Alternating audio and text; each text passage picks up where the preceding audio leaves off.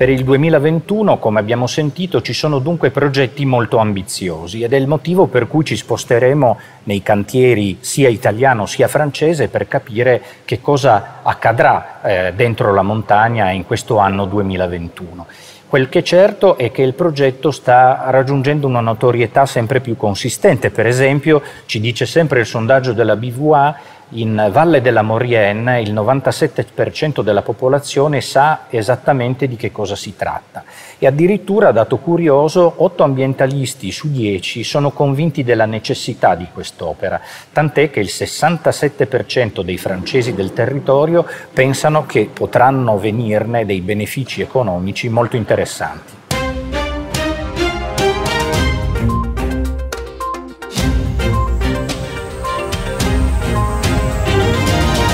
Pour arriver à la mise en service du Lyon-Turin en 2030, il faut creuser 164 km de tunnels, dont 57,5 km multipliés par 2 tubes, c'est-à-dire pour les 2 directions dans le tunnel de base du Mont-Cenis.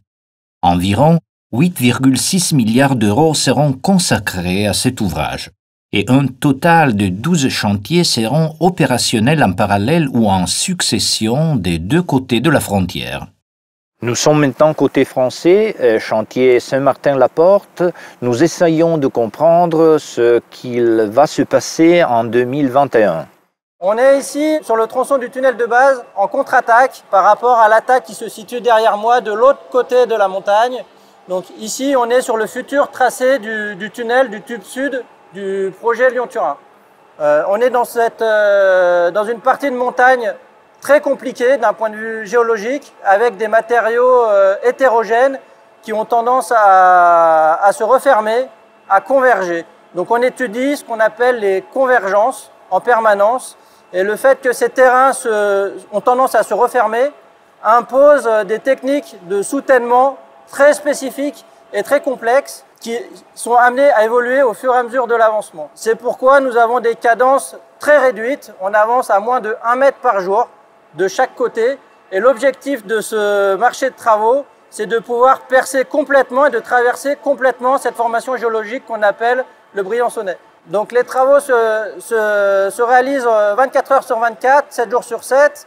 Il y a 5 équipes différentes de postes qui se relayent jour et nuit tout au long de l'année. L'objectif est de percer, de rencontrer les 2 fronts d'attaque, attaque-contre-attaque, pour fin 2021.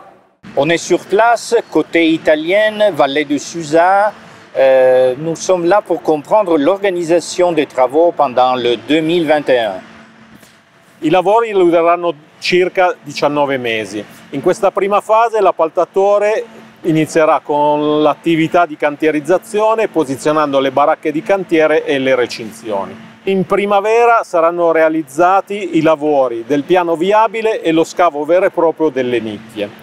Questo comporterà circa la presenza di 50 maestranze tra operai e tecnici. I lavori sono finalizzati su 3 turni, quindi riempiranno le 24 ore della giornata.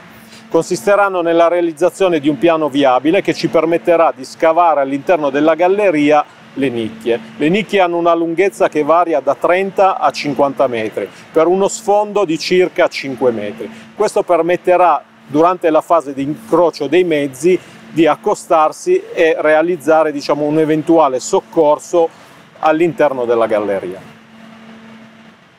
Nel mese di gennaio sono stati completati gli allargamenti con il posizionamento delle recinzioni lato Giaglione presso il cantiere della Maddalena. Questo permetterà a SITAF di realizzare il nuovo svincolo dell'A32, permettendo ai mezzi di cantiere di uscire e entrare in cantiere senza avere un impatto sulla viabilità locale.